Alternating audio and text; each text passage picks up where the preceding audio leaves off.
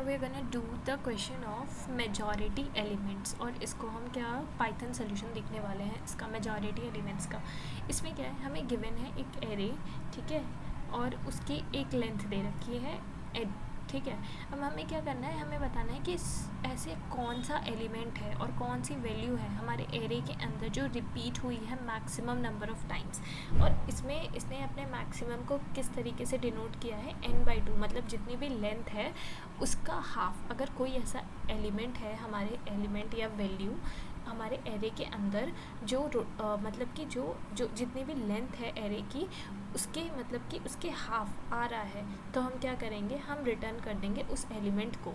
और अगर ऐसा नहीं है तो हम रिटर्न कर देंगे -1 को, ठीक है।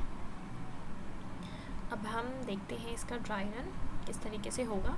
तो ये हमारा क्या है, n दे रखा है, n हमारी क्या है, n हमारी वैल्यू दे रखी है, और ये हमारा एरे दे रखा है, ठीक है, एरे। अब हम इसमें इसकी इंडेक्सिंग कर लेते हैं। ये होगा 0 1 2 3 एंड 4, ठीक है, इंडेक्सिंग कर ली। अब हम अपने सोल्यूशन पे स्टेप बाय स्टेप चलेंगे। सबसे पहला स्टेप है हमारा डिक्शनरी क्रिएट करना। चलो भाई, एक डिक्शनरी क्रिएट हो गई हमारी की और वैल्यूज़ की, ठीक है, जिसमें हमारी की होंगी और हमारा वैल्यू होगा। अब हमारा फॉर आई इन ARR, अब क्या होगा, आई जो है हमारा आइट्रेट होगा इस एरे के अंदर, in for I in ARR, ठीक है। इस एरे के अंदर अब ये आइट्रेट होना स्टार्ट करेगा, जाना शुरू करेगा। इफ़ आई इन डिक्शनरी, मतलब हम चेक करेंगे कि जो आई है, आई हमारा डिक्शनरी के अंदर अगर एग्जिस्ट करता है तो तुम क्या करो, जो डिक्शनरी के अंदर जैसे जो की है, हमारा की क्या होगा, हमारा एलिमेंट्स, ये जो एक्चुअल एलिमेंट्स है 3 1 3 3 2, ये एलिमेंट्स, तो उसको क्या कर दो, उसकी जो वैल्यू है उसकी वैल्यू को 1 बढ़ा दो, ठीक है। और अगर हमारा वो डिक्शनरी के अंदर एग्जिस्ट नहीं करता, अगर मान लेते हैं जैसे हमने 3 लिया, अभी हम आई किस पे हैं, अभी हम 0 इंडेक्स पे हैं, हमने 3 लिया, और ये हम उसके बाद हमने चेक किया इफ़ लूप पे कि क्या इफ़ आई इन डिक्शनरी, मतलब कि क्या ये 3 हमारा डिक्शनरी के अंदर एग्जिस्ट कर रहा है। नो, हमारे डिक्शनरी के अंदर, आई को मैं इधर लिख लेती हूँ, ठीक है, ये हमारे डिक्शनरी के अंदर एग्जिस्ट नहीं कर रहा है। और अगर ये डिक्शनरी के अंदर एग्जिस्ट नहीं कर रहा तो what we are gonna do, we are gonna not gonna if loop.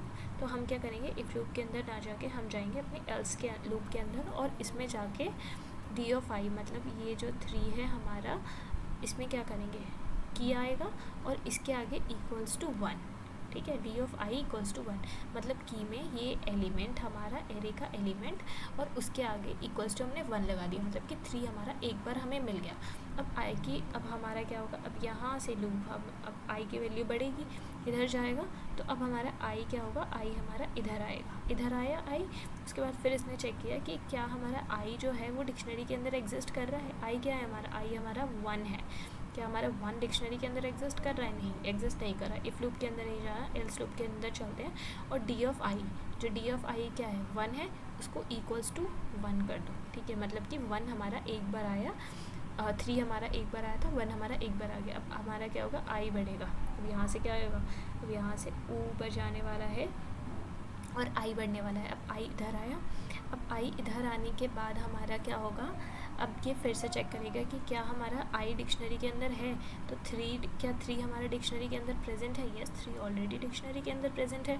तो जब ये ऑलरेडी डिक्शनरी के अंदर प्रेजेंट है तो तुम क्या करो, डी ऑफ आई को प्लस इक्वल्स टू 1 कर दो, ठीक है। डी ऑफ आई क्या है, डी ऑफ आई क्या है हमारा 3 को प्लस इक्वल्स टू 1, तो 1 को अगर हम एक और बार ऐड कर देंगे तो क्या होगा, 1 प्लस इक्वल्स टू 1 कितना होगा, 2 हो जाएगा। तो अब हमारे में इसकी वैल्यू कितनी हो जाएगी, इसकी वैल्यू हमारी हो जाएगी 2, और 2, इसकी वैल्यू 2 होने का क्या मतलब है कि मतलब कि 3 हमारा 2 टाइम्स है। तो अब उसके बाद क्या होगा, इफ़ लूप चल गया तो एल्स काम नहीं करेगा। अब फिर आई बढ़ेगा, आई इधर जाएगा, और आई इधर जाने के बाद हमारा क्या होगा, चेक करेगा इफ़ लूप के सबसे पहले तो इफ़ लूप चेक करेगा कि क्या हमारा जो आई है, मतलब 3 हमारा एग्जिस्ट कर रहा है डिक्शनरी में, येस एग्जिस्ट कर रहा है। तो अगर एग्जिस्ट कर रहा है तो क्या करो, इसे +1 कर दो, +1 मतलब करेंगे तो क्या होगा, 3 की वैल्यू कितनी हो जाएगी 3। अब 3 की वैल्यू 3 का मतलब क्या हुआ, मतलब कि 3 एक जो हमारा की है जो कि एक्चुअल एरे की वैल्यू है वो क्या है, वो हमारी 3 टाइम्स आ रखी है, ठीक है। अब नेक्स्ट हमारा फिर से आई बढ़ेगा। अब आई कहाँ होगा, आई हमारा, अब आई हमारा जाएगा 2 के पास जाएगा। फिर उसके बाद इफ़ लूप में चेक करेगा आई इन डिक्शनरी, ठीक है नहीं है हमारे 2 तो हमारे डिक्शनरी के अंदर प्रेजेंट ही नहीं है, तो हमारा क्या करेगा, एल्स लूप के अंदर जाएगा। एल्स लूप के अंदर जाने के बाद हमारे 2 की पोजीशन पे वन कर देगा, ठीक है। अब ये हमारी उसके बाद फिर आई बढ़ेगा तो देखेगा कि ओके नेक्स्ट एलिमेंट तो एग्जिस्ट ही नहीं कर रहा, तो अब इस फॉर लूप से क्या होगा, इस फॉर लूप से ये हमारा बाहर निकल जाएगा, ठीक है। इस फॉर लूप से ये हमारा बाहर निकल जाएगा। अब ये फॉर लूप का काम हमारा ख़त्म। और अब हमारी डिक्शनरी में ये चीज़ है। अब ये चीज़ क्या इंडिकेट कर रही है कि 3 हमारा 3 टाइम्स आ रखा है, 1 हमारा एक बार आया है और 2 हमारा एक बार आया है, ठीक है। अब हम इस पे चलते हैं, ये वाला काम होगा फॉर की comma value in D dot items. इसका मतलब क्या हो कि ये जो की है और ये वैल्यू जो भी हमारी डिक्शनरी के अंदर प्रेजेंट है, इफ़ वैल्यू मतलब कि जो ये वाली वैल्यू है अगर ये हमारी n/2, अब n/2 क्या होगा इसका, n/2 अगर हम करें तो इसकी लेंथ कितनी है, 1 2 3 4 5 लेंथ है, तो 5 को अगर हम 2 से डिवाइड करें, n में इसकी लेंथ दे रखी थी, ठीक है। ये देखो n हमारा 5 ऑलरेडी गिवन है, हमें काउंट भी करने की ज़रूरत नहीं। 5 डिवाइड बाय 2 करें तो कितना आएगा, 3 आएगा, है ना। अब हम फ्लोट को नहीं लेंगे, हम सिर्फ उसका इंटीजर पार्ट लेंगे कि 3, ठीक है, वरना तो ऐसे 3.5 या ऐसे कुछ आएगा, बट हम सिर्फ इंटीजर पार्ट लेना है 3।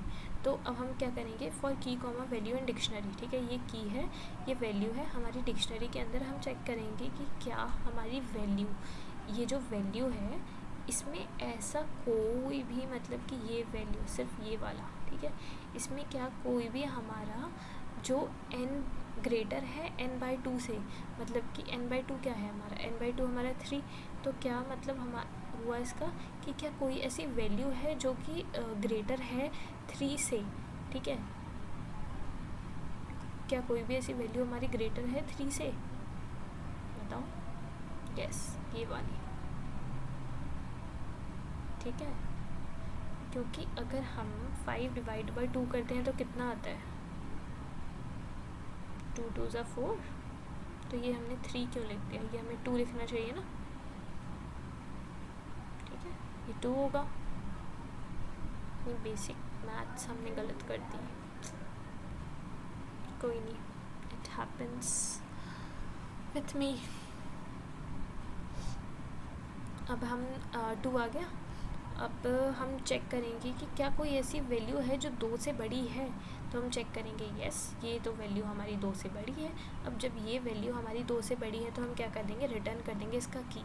अब इस वैल्यू का हमारा की क्या है, ये है 3 है, कि इसकी वैल्यू हमारी 3 है, हम रिटर्न कर देंगे 3, ठीक है। और इसका आउटपुट क्या है, इसका आउटपुट हमारा 3 ही था, बस सिंपल है। और मान लेते हैं अगर ये हमारा 1 होता, ठीक है, 3 ना होके ये हमारा 1 होता, तो हमें ऐसी कोई वैल्यू ही नहीं मिलती, तो हम क्या करते हैं, इस फॉर लूप से बाहर निकल के रिटर्न -1 कर देते हैं। हम बोलते हैं कि हमारी ऐसी इस एरे के अंदर ऐसी कोई भी वैल्यू नहीं है जो कि हमारे इस एरे की लेंथ की हाफ टाइम्स आ रखी हो, ठीक है। अब हम कोड देख लेते हैं एक बार नाम के लिए, क्योंकि मैंने पूरा कोड ही एक्सप्लेन कर दिया है, बट फिर भी ठीक है। ये डिक्शनरी बना दी हमने। उसके बाद फिर फॉर आई इन ARR, ठीक है। फिर हमारे जो भी एरे की वैल्यूज़ हैं हमारे इस एरे के अंदर, इफ़ आई इन डिक्शनरी, अगर हमारे वो एरे डिक्शनरी के अंदर है तो d of i plus equals to 1 कर दो, else d of i equals to 1 कर दो। मैंने सब कुछ ही एक्सप्लेन कर दिया, बस मैं एक बार इसमें बता दे रही हूँ। फिर फॉर की कॉमा वैल्यूज़, मतलब कि जो की और वैल्यू हमारी डिक्शनरी के अंदर है, अगर हमारी value is greater than n/2, ठीक है, n/2 से अगर हमारी कोई भी ऐसी वैल्यू हमें मिल जा रही है तो रिटर्न क्या कर दो, रिटर्न की कर दो, एल्स फॉर लूप से बाहर निकल के रिटर्न 1 कर दो। Let's submit this.